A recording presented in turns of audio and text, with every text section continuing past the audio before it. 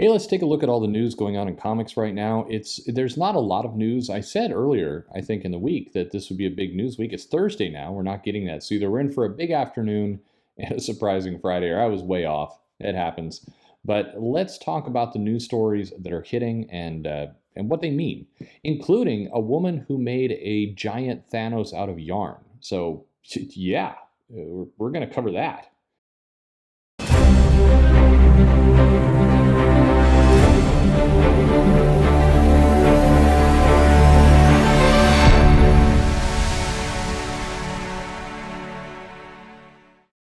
Hey everybody, this is Perch. Yeah, a woman made a giant Thanos out of yarn. We're not going to cover it much more than that, but hey, people are looking for things to do during the pandemic, and making a giant-sized yarn Thanos is one of those things that you can do. So, anyway, what's actually going on in comics? There's a few things here and there. There's a little bit more news on the MCU front. Iman Vellani, 17-year-old Pakistani American Muslim teenager from Canada, was cast as Miss Marvel. So this joins the announcement that Sam Jackson will be doing a Nick Fury series on Disney Plus, and Orphan Black star Tatiana Maslany was cast as She-Hulk last week or 2 weeks ago, not sure. At any rate, we're seeing more of the casting take place. We don't have a production date. I don't even think we have a script yet. I'll say that I think Iman Vellani is it's good casting. I think they went younger for the actress, which is good. I think it plays into the charm of Miss Marvel. There's been a lot of kind of talk of, when they were looking at some of the casting, like, oh, let's get somebody in their 20s and 30s and really kind of, project it as a major force. I would hope that the Miss Marvel story is a little bit less like the Avengers video game story, which is at times unbearable, and a little bit more like the charm that the comic had when it first came out. And so casting younger, I think, is a good plan. She looks the part. I think she's smiling. Hopefully it's a. I didn't mean it as any kind of shot about smile. I forget, when you say people smile, that's making a political statement now. But she just looks like she's having fun. I want that Miss Marvel show to be fun. If it's going to be that's what it needs to be. If it's going to be something people want to watch. Anyway, otherwise, in terms of other media crossover, a couple bits of news came out. Bleeding Cool ran an article, and then a bunch of other people did as well, talking about that AEW, which is a wrestling promotion, is going to do some kind of crossover with DC. Now, this wasn't said in the Bleeding Cool article, but a bunch of people kind of jumped on it. And the answer is no, there is not something announced for AEW doing a crossover with DC. The actual comments for AEW, which is also attached and tied in with Warner Media, said that they want to look at doing some things to cross-promote with the other brands that are within Warner Media. Of course, DC is one of those brands, but it doesn't mean we're getting an AEW comic. Chris Jericho is not going to be appearing in Joker War anytime soon. So maybe things change in the future. There are certainly dumber crossovers, like, for example, Fortnite. Wolverine is officially in Fortnite now, along with Iron Man, Groot, Silver Surfer, Doctor Doom, and we're threatened with more.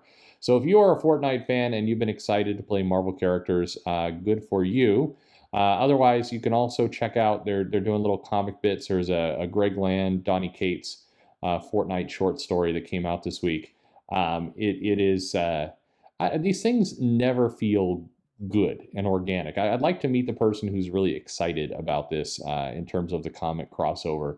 I don't know. Does running around with a Wolverine skin excite you in Fortnite? Are you playing Fortnite? Is anyone in this audience playing Fortnite, or is it pretty much just like my 10-year-old daughter is excited about Fortnite? So I'm just saying. I think that's the audience. So anyway, I've just insulted all kinds of people. In terms of comic sales news, we're starting to get some numbers. I did a video with Wes that's going to be coming out relatively shortly where we go into that.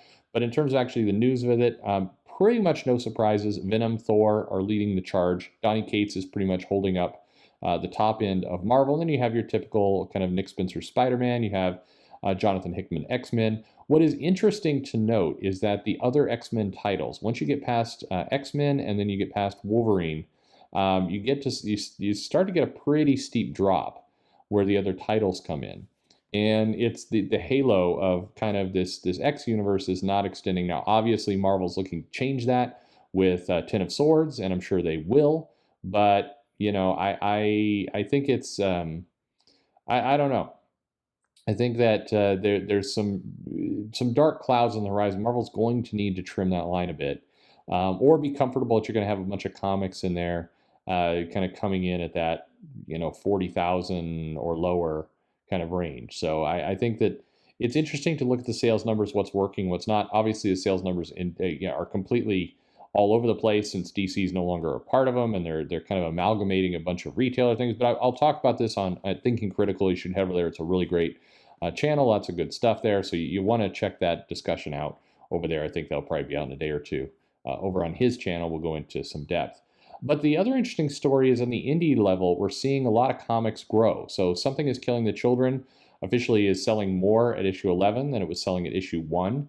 And this is not unusual. It's not a shock. Walking Dead did something similar. Saga, I believe, also did something similar. Wiccan the Divine. So when these comics, I mean, the indie market starts at a lower rate. So when it catches, that makes sense. It makes sense that these comics are going to grow and they're going to get bigger. And that's what you want. It's a curve you want. And we are seeing some healthy pickup of the indies. And I think that's really great. The kind of the two last things to kind of throw out here, obviously the sad passing of Chadwick Boseman, who played Black Panther in the Marvel movies, among other roles. It bothered me slightly. Like he is just like he was the Black Panther, and he obviously, made a huge mark on that character. But he has done other things. Like you don't see them saying Allison, I don't know. It's very very tied to just I think he's done more. I guess I got myself tongue twisted there. Anyway, he's being eulogized in the comics. We're seeing covers come out, certainly from Marvel. Spawn has a special comic coming out that has Chadwick Boseman as Spawn on that cover. Ta-Nehisi Coates did a eulogy recently. He went to college with Chadwick Boseman, or at least knew him in college. It's unclear kind of what the relationship is. It's in the eulogy. But some nice people coming out and some nice thoughts there for an actor who really did put his name on things, and so you're seeing that roll out in comics. It is a little bit, to me, I look at that and I think it's nice, but on the other hand, it's there's a lot of really huge names that have passed with comics, and they're not getting the same treatment as a Chadwick Boseman. Now, obviously, Boseman was I'm not saying you do less for him. I'm saying you should maybe do more for some of the others. I think that Boseman did make that role his own, and so not saying that stuff should go away, but when you think about kind of the talents who have left us this year, of which there are many, it is I don't know. It seems a little bit strange to me. Argentinian cartoonist Quino passed away today. He was 88. He was the creator of Mafilda, probably the best, biggest Latin American artist cartoonist of the last 100 years. A legend. Quino, I think, is somebody to go look up. So check that out. Obviously, sad stuff. And so I would like to see kind of the comic industry do a little bit more for its people who do pass on. I don't know. Let me know your thoughts on that below. Last kind of thing to note, obviously we had a political debate earlier this week in the U.S. We had one in New Zealand as well, but that one was normal and nobody really commented on that. People were polite to each other. But the U.S. one was certainly fiery. I'm not going to go into that, but in terms of how it relates to comics, probably not a surprise. Most comic professionals were not thrilled with Donald Trump's debate performance, and definitely there was quite a bit of I would say pessimism. He did not win any comic professionals over, but in fairness, I don't think anybody who watched that debate was really moved from it. I'd like to meet the person who was like going into that debate like, I'm voting for Joe Biden. And then they watch that debate and like, you know what, I've changed my mind. I'm voting for Trump. I would love to meet, or vice versa. I'd love to meet anyone who changed their mind.